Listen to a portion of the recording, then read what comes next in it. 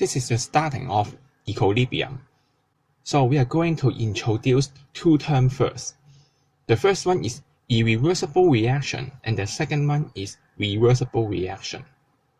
For the irreversible reaction, we have learned a lot so far. They are the reaction that can go only one way. For example, a sodium metal reacts with water to form sodium hydroxide and hydrogen. In this reaction, the forward reaction is no problem. But if you want to get in the reverse way, react sodium hydroxide and hydrogen to get back the sodium metal and water, and that is impossible. That means there is no reverse reaction. As the reaction goes one way only, that means all the reactant will become product eventually. This is only a matter of time. If the reactant consumed, then the reaction stops. How about the reversible reaction? That means the reaction can start at both ways. For example here, water and steam is a good example. So you can boil the water into steam, or you can condense the steam into liquid water. That means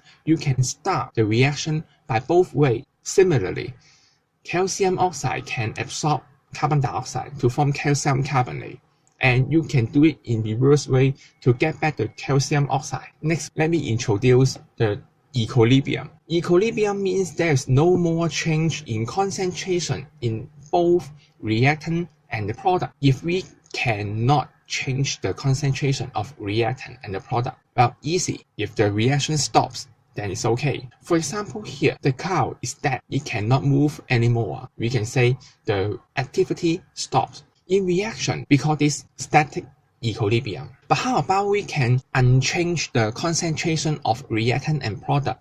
At the same time, the reaction goes on. Well, the answer is if the reaction can go in both ways. If the forward reaction rate get the same as the backward reaction rate, then there is no net change. For example, the forward reaction consumes 5 reactants, but the backward reaction gives you 5 reactants back. Then the net change is 0. We call such kind of equilibrium dynamic. Here shows a picture I think can help you understand.